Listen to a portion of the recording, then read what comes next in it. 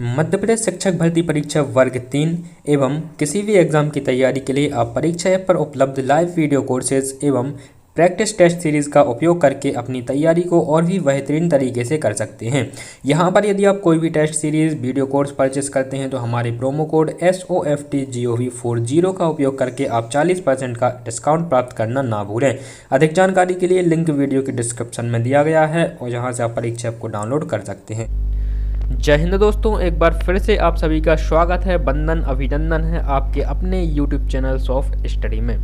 तो दोस्तों आज की इस वीडियो में हम डिस्कस करेंगे चाइल्ड डेवलपमेंट एंड पेडागोजी के मतलब बाल विकास एवं शिक्षा शास्त्र के 30 महत्वपूर्ण क्वेश्चंस का ये प्रैक्टिस सेट है आप सभी के सामने। तो चाइल्ड डेवलपमेंट एंड पेडागोजी के 30 इंपॉर्टेंट क्वेश्चंस आज की इस वीडियो में डिस्कस करेंगे।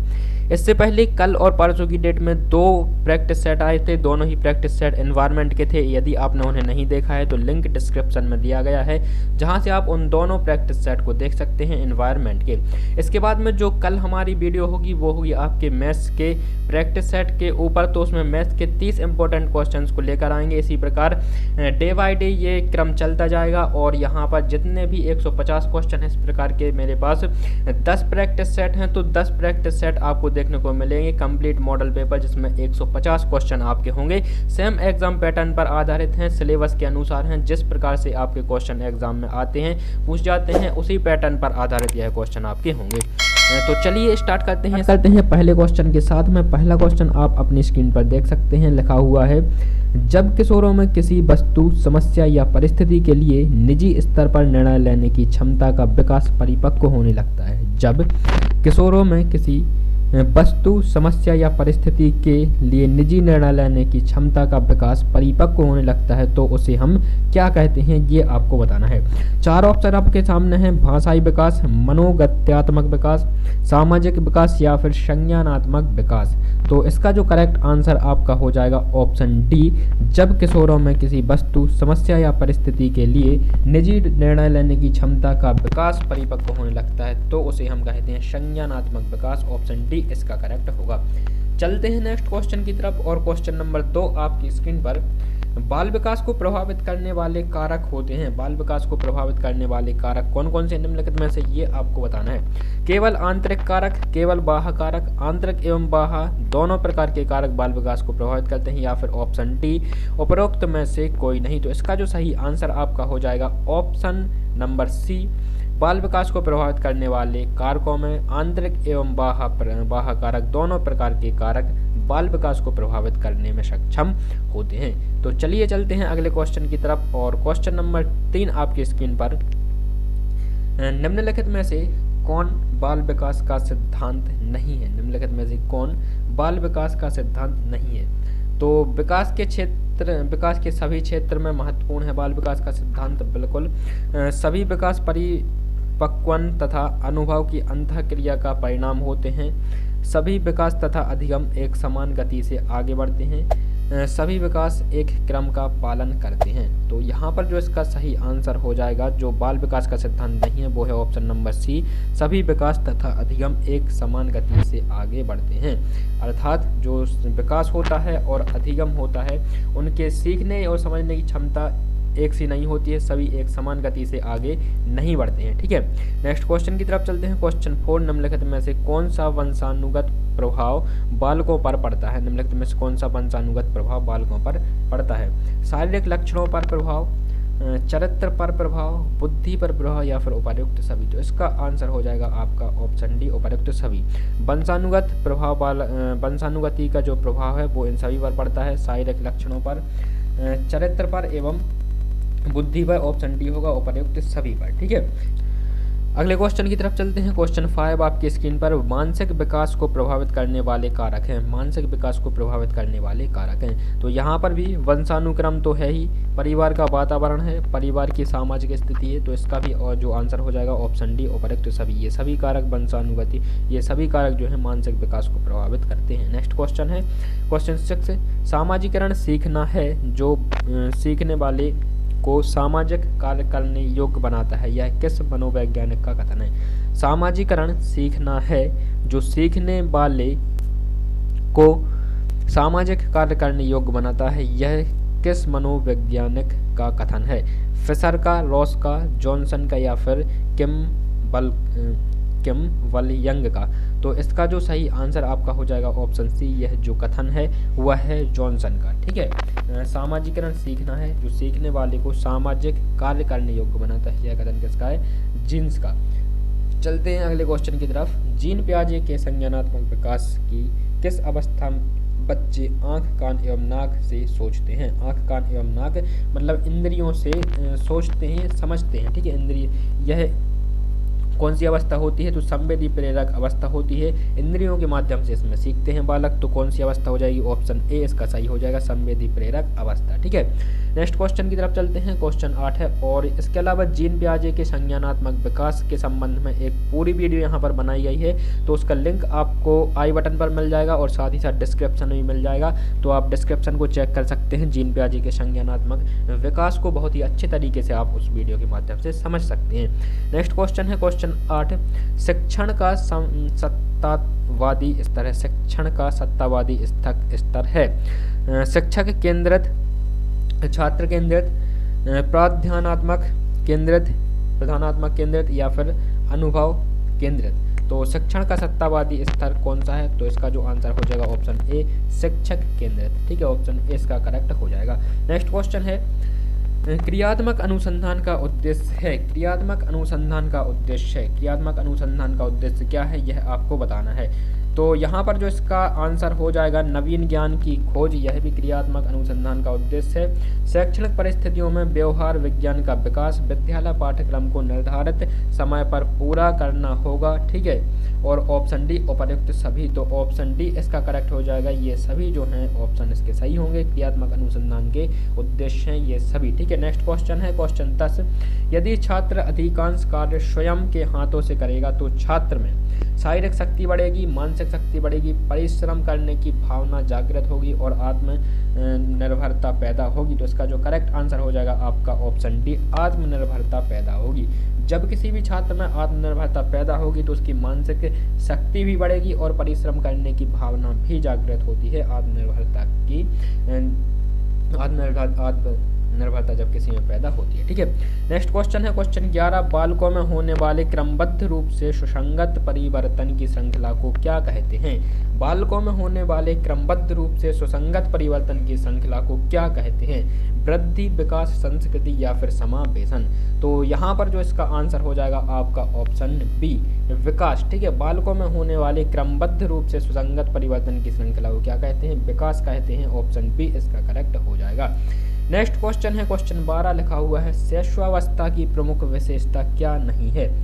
शैशवावस्था की प्रमुख विशेषता क्या नहीं है? सीखने की प्रक्रिया में तीव्रता होना, जिज्ञासा की प्रवृत्ति होना, अनुकरण द्वारा सीखने की प्रवृत्ति या फिर चिंतन प्रक्रिया? तो शैशवावस्था की जो प्रमुख विशेषता नहीं है वो हो जाएगी आपकी ऑप्शन डी, चिंतन प्रक्रिया। ठीक है, ऐसे अवस्था में, शैशवावस्था की अवस्था में चिंतन की प्रक्रिया नहीं होती, सोचने समझने की शक्ति का विकास नहीं हो पाता है, इसलिए इसका ऑप्शन डी है, ये आपका करेक्ट हो जाएगा। नेक्स्ट क्वेश्चन है क्वेश्चन 13, लिखा हुआ है निचली कक्षाओं में शिक्षण की खेल पद्धति मूल रूप से आधारित होती है। निचली कक्षाओं में शिक्षण की खेल पद्धति मुख्य रूप से आधारित होती है, तो किस पर आधारित होती है? शारीरिक शिक्षा कार्यक्रम के सिद्धांतों पर, शिक्षण पद्धतियों के सिद्धांतों पर, विकास एवं वृद्धि के मनोवैज्ञानिक सिद्धांतों पर या फिर शिक्षण के समाज शास्त्रीय सिद्धांतों पर?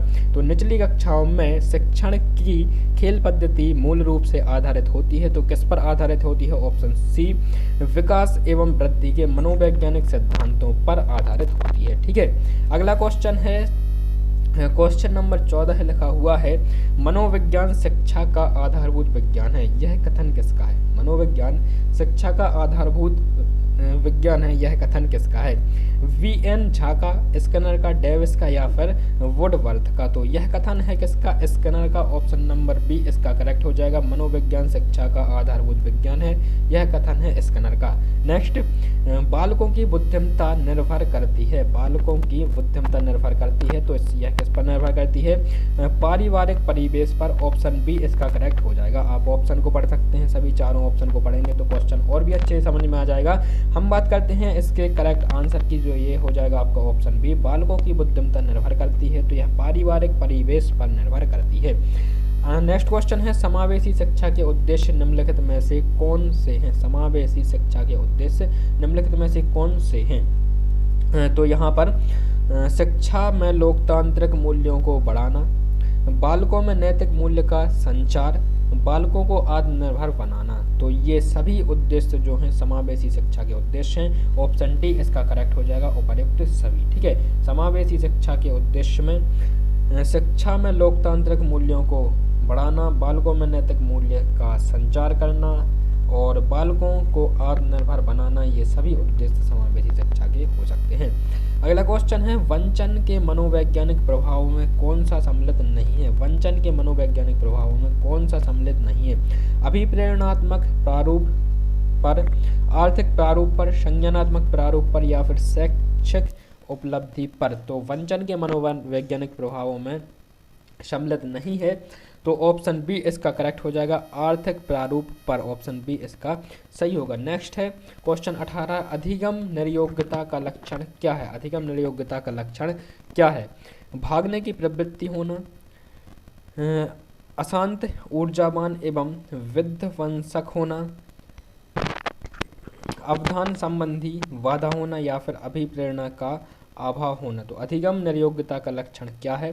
तो ये आपको बताना है। ऑप्शन सी इसका करेक्ट है, अवधान संबंधी बाधा होना। ठीक है, यह जो है अधिगम निर्योग्यता का लक्षण है। ठीक है, नेक्स्ट क्वेश्चन है क्वेश्चन 20, अनिवार्य रूप से किसी नई वस्तु का सृजन करना ही सृजनात्मकता है, यह कथन किसका है? अनिवार्य रूप से किसी नई वस्तु का सृजन करना ही सृजनात्मकता है, यह कथन किसका है? रॉबर्ट फ्रॉस्ट का, टॉरेंस का, टेलर का या फिर जेम्स ड्रेवर का। तो यह जो कथन होगा आपका, यह होगा आपका ऑप्शन ए, जेम्स ड्रेवर का यह कथन है, अनिवार्य रूप से किसी नई वस्तु का सृजन करना ही सृजनात्मकता है।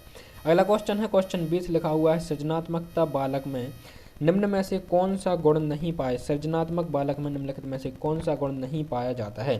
खोजपूर्ण प्रवृत्ति का गुण, अच्छी अंतर्दृष्टि का गुण, क्रियाशीलता का गुण या फिर सीमित रुचियों का गुण। तो सृजनात्मक बालक में निम्नलिखित में से कौन सा गुण नहीं पाया जाता है? तो इसका जो करेक्ट आंसर हो जाएगा आपका ऑप्शन डी। ठीक है, सीमित रुचियों का गुण।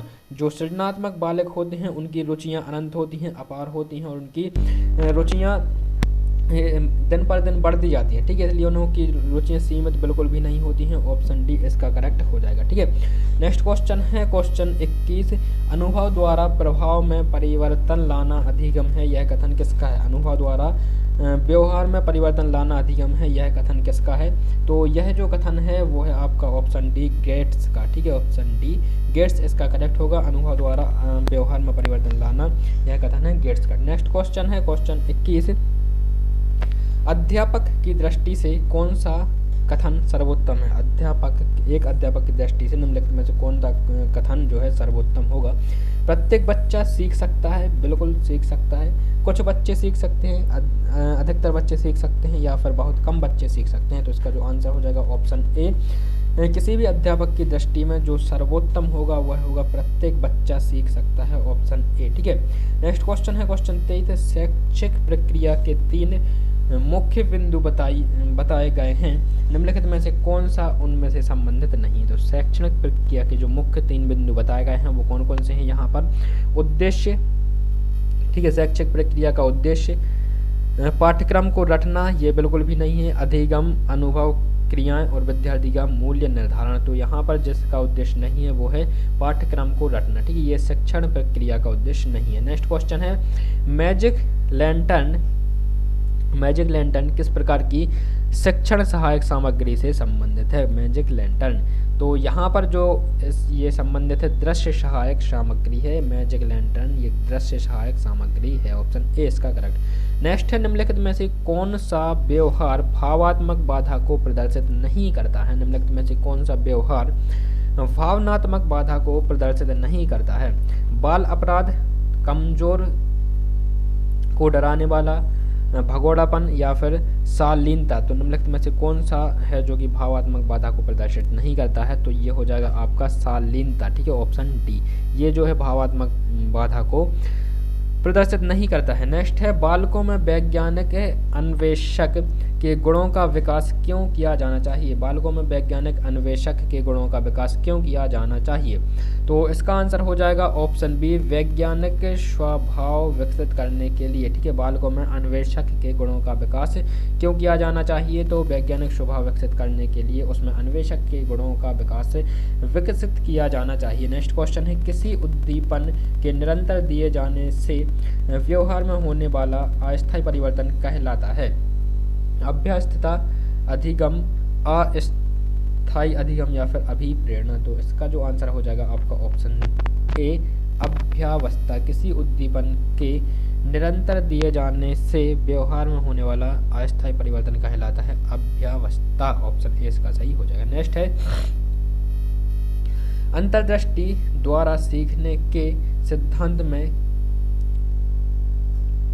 कोहलर ने प्रयोग किया है। अंतर्दृष्टि द्वारा सीखने के सिद्धांत में कोहलर ने प्रयोग किया है कुत्ते पर, वन मानुषों पर, बिल्ली पर या फिर चूहों पर। तो जो कोहलर ने अपना प्रयोग किया है, अंतर्दृष्टि का प्रयोग किया है, वो किया है ऑप्शन बी इसका करेक्ट हो जाएगा, वन मानुषों पर। ठीक है, वन मानुषों पर अंतर्दृष्टि सीखने के सिद्धांत को कोहलर ने वन मानुषों पर जो है इसका किया है प्रयोग। ठीक है, नेक्स्ट क्वेश्चन है, संवेग व्यक्ति की उत्तेजित दशा है, यह कथन निम्नलिखित में से किस विद्वान का? संवेग व्यक्ति की उत्तेजित कथा है, यह कथन निम्नलिखित में से किस विद्वान का है, यह आपको बताना है। तो इसका जो सही आंसर हो जाएगा क्वेश्चन नंबर 29 का, वुडवर्थ। संवेग व्यक्ति की उत्तेजित दशा है, यह कथन किसका है? तो यह कथन है वुडवर्थ का। ठीक है, नेक्स्ट क्वेश्चन है इस वीडियो का लास्ट क्वेश्चन नंबर 30 लिखा हुआ है, मनोवैज्ञानिकों के अनुसार निम्नलिखित में से किस विधि द्वारा मूल प्रवृत्तियों में परिवर्तन लाया जा सकता है? ठीक है, मनोवैज्ञानिकों के अनुसार निम्नलिखित में से किस विधि द्वारा मूल प्रवृत्तियों में परिवर्तन लाया जा सकता है? तो इसका जो सही आंसर हो जाएगा आपका ऑप्शन बी, मार्गांतरीकरण। ठीक है, मार्गांतरीकरण के द्वारा मूल प्रवृत्तियों में परिवर्तन लाया जा सकता है। तो दोस्तों ये था इस वीडियो का अंतिम क्वेश्चन 30। उम्मीद है कि आपको यह वीडियो पसंद आई होगी। वीडियो पसंद आई तो ज़्यादा से ज़्यादा लाइक, शेयर और चैनल को सब्सक्राइब करें यदि आप चैनल पर नए हैं। तो मुलाकात होगी आपसे इसके नेक्स्ट पार्ट में, नेक्स्ट वीडियो में। तब तक के लिए नमस्कार, जय हिंद, वंदे मातरम।